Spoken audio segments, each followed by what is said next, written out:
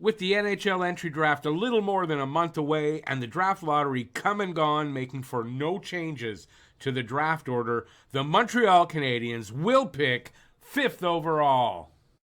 Hey everybody, I'm Rick. Welcome to the channel. The questions now shift to who will they pick in a draft top heavy with talented forwards and defensemen.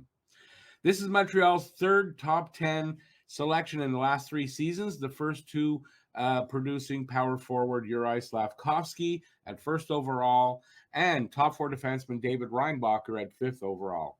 With the consensus among experts that there is no clear pick after 1st overall Macklin Celebrini and a quality list of prospects, both forward and defense, about 13 or 14 deep, maybe even more. Who Montreal's pick will be isn't 100% clear. GM Kent Hughes said this right after the lottery results were known. So, with no clear consensus, more teams might wind up drafting for need. And the Canadiens are among those teams, with Hughes making no effort to hide his preference, though, would be to get a forward at number 5. He said, I think what I've said is all things equal, we would draft a forward. And I think that remains the case. He said a couple other things, and then he goes, but I'll stand firm with all things equal. That's what we would do. And then he later explained that preference. It's the fact that we feel we have depth on defense, especially left shot defensemen. So if we could get another high-end forward, a top 6 forward, for sure, that's something that interests us. But it could also be a right shot defenseman if we're really stuck and we feel it's the best player available at our pick, but we'll have a decision to make. Now, does that sound like a guy that wants to pick a defenseman? Nope. It sounds like Montreal is more than leaning towards a forward. They are picking a forward. After the number 1 pick, there will still be 4 or 5 top options for Montreal to pick from, even if the other 4 teams ahead pick forwards. Though with the quality D at the top of the list, 1 or 2 teams will take a defenseman. So the question kind of comes down to 5 options that at forward that, in my opinion, Montreal would be considering if they're available when they pick. That is Demidov, Lindstrom, Iginla, Seneke, and I think either Yzerman or Cayden. Maybe they're considering both, but I think those are the options that they're looking for at forward at that pick. Okay, so first I'll try to figure out who Chicago, Anaheim, and Columbus might pick ahead of Montreal, because that's what the Habs management and scouting staff are doing. All right, so Chicago, you see the last 2 seasons in their draft. We'll go to 2022, drafted 2 centers, a right-hand D in Sam Renzel, center Frank Nazar, and left-hand D Kevin Korchinski. Last season, a center, a right wing, a goalie, a good one, and then 2 centers in Oliver Moore and Connor Bedard, right? So I think Chicago, they got 2 good quality D. And in 11 picks they had last year, they didn't draft a D till the 7th round. So I think that's probably where they're going. A lack of young right shot defense options in the Blackhawks system. So would they be able to resist the temptation of taking Artyom Levchinov at number 2? Now, the thought of pairing Demidov with Connor Bedard for the next decade is interesting, but in terms of pure organizational need, the Blackhawks might go right defense here, especially with the best one in the draft staring them in the face. I think you can still make the argument for Demidov, so I'm not going to be surprised if they take him, because you got to start building around Bedard up front, right? So that adds to the top 6. But I'm thinking they grab Levchinov. They haven't really invested in their defense that much. They could do it by trade, but I think they grab Levchinov here. The Ducks in 2022, 2 right-hand Ds, a center, left-hand D, Pavel Mintyukov, a goalie in 2023, a center, a left wing, and center Leo Carlson. So for Anaheim, Demidov, if he's still there, is definitely a possibility because Pat Verbeek, the GM, wanted to add a right shot D and a right shot top six forward in the offseason. They do have a collection of talented forwards.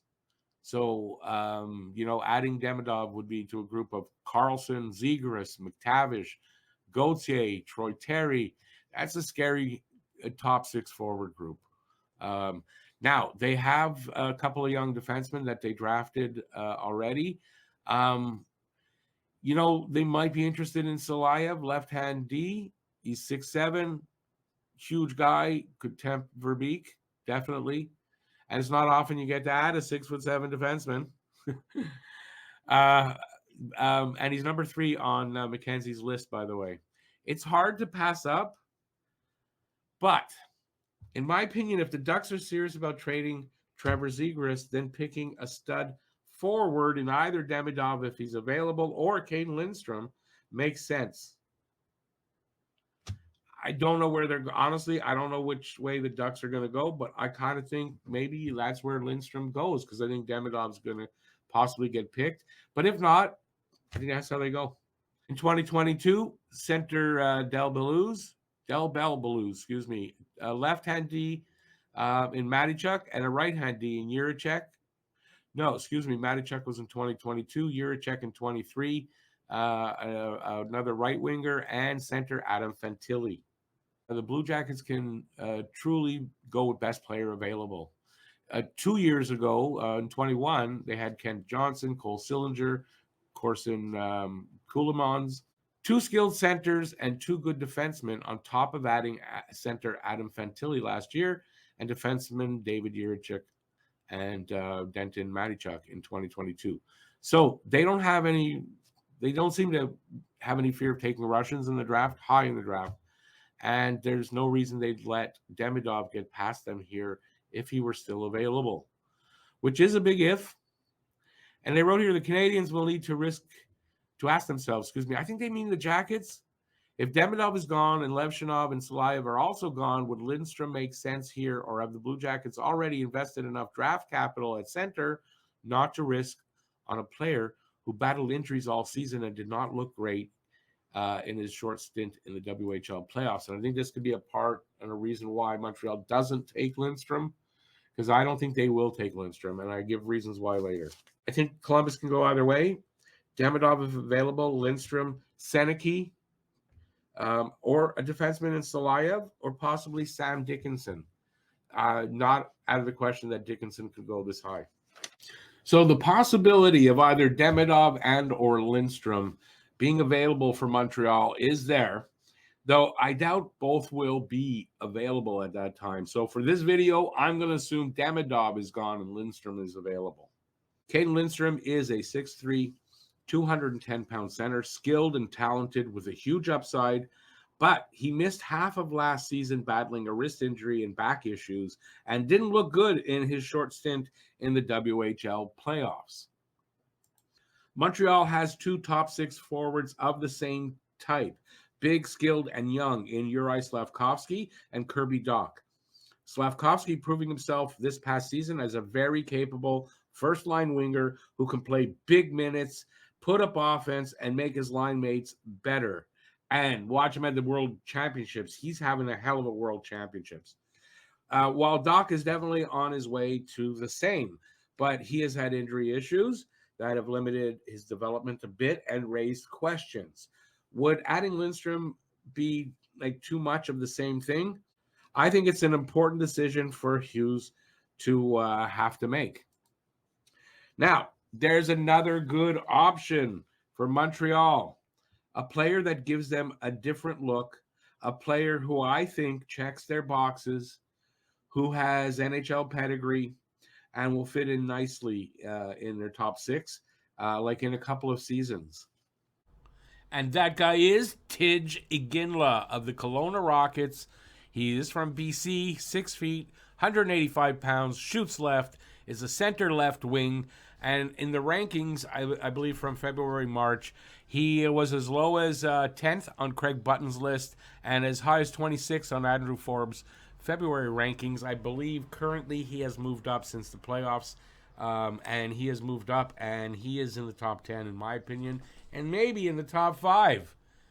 All right, his pedigree is his dad is Jarome Iginla, a Hall of Fame player, 1,300 points in 1,554 NHL games. He won the Lester B. Pearson Award for Most Outstanding Player in the NHL, the Rocket Richard Trophy, leading the league in goals, Mark Messier Trophy for leadership, and the Art Ross Trophy, leading the league in scoring. It's a very successful player, star player, and if Tij can be anything like his dad, that'd be great. I think he's going to be better than his dad. They both had mediocre rookie seasons in junior, but then the second season they broke out. Tij had 48 goals, 84 points in 64 games. His dad had 71 points with 33 goals in 72 games. I think there's a good chance Tij is as good as his dad, if not a little better, but it's great pedigree, and I think Montreal needs to add this player now. There have been reports out there that the Habs have met with Tij 4 times already during this past season, which, certainly indicates their interest in him, I would think, right? Tij has the character Montreal looks for. He knows what kind of dedication and habits it takes to be a star in the NHL through his dad, and has the skills needed to make it happen. Tij Iginla is an elite puck handler with a strong shot and soft hands, high compete level, great work ethic, quick decision making, high intelligence, vision, and awareness are elite. High hockey IQ, processes the game super quick, great anticipation of where the puck will be, good positioning off the puck. His skating could improve a little. His top end speed needs to get better, but he's very agile, great on his edges, very strong on his skates, and hard to knock off the puck. Tij Iginla was a late bloomer in the draft rankings, but quickly moved into the top 10 in most scouting guides. He scored 15 points in 11 WHL playoff games, including 9 goals, and recently helped Team Canada to a gold medal at the U18 World Championship, scoring 6 goals and 12 points in the 7-game tournament. He is 6 feet, 180 pounds, so he's not small. Reliable in all 3 zones, a great shot, and very strong playmaking abilities. Game instincts and hockey IQ set him apart from other players in the draft. If the Canadiens feel Lindstrom gives them too much of the same thing, Iginla is the exception and precisely what they should be looking for in a top 6 forward. At the Kubota Top Prospects game, Tij didn't get on the board, but was involved in every play and named player of the game. He impacts games even if he doesn't get a point. So I think that's an important thing to look at. Some quotes about Tij from some writers. Iginla has been one of the biggest risers in the early season with his obvious goal-scoring ability and improved two-way game. Son of Hall of Famer Jarome Iginla has caught the attention of fans long before the draft year. Like his father, Tij is known for his excellent release and ability to find the net through traffic. What stands out from watching his games is his improved ability in the defensive zone and foot speed. It is safe to say that the move to Kelowna has certainly paid off, as he is also one of the league's top power play contributors, with 6 power play goals. Iginla's draft stock has risen significantly. Iginla is a talented and dynamic winger, can also play center, who has been an offensive impact player for the Rockets from the start of the season. Skating is an NHL asset with speed that puts defenders on their heels. He is strong and hungry on the puck. He has an effective game along the boards and corners when battling for pucks. Provides a consistent offensive output as a creative playmaker and natural goal scorer who has had shoot-first mentality and possesses an excellent finishing shot with a very good release. Tij easily has top 6 forward potential already, with a lot of pro habits learned from his dad. Should hit the NHL in 2-3 seasons, and honestly, maybe just after 1 year after his draft year. Risk reward, he is a low risk, high reward, and on a scale of 0 to 5, he's a 1 on the risk, 4 on the reward. To me, easily, he's going to make the top 10. I feel Montreal will take Tij at number 5, though. But if they don't, I doubt he gets past Calgary at number 9, and that'd be an obvious match there because his dad played there for so many years. Tij relies on high intelligence and superior puck handling to create opportunities before he actually gets too physical. I think he'll be a surefire NHLer in 2 or 3 seasons, just like it says there. Um, I don't doubt it. This is the pick Montreal needs to make. They didn't take Leonard last year. They need to take Tij this year. I'm really looking forward to see who Montreal picks at the draft. It may not be Iginla, and that's okay because I trust the management. But man, I think this kid will fit in perfectly and be a star here for a long time. While the Habs maybe win a cup or two. Thanks for watching. If you like the video, give a thumbs up, maybe subscribe, and listen, stay safe out there till next time. Peace out, and have a great day, everybody.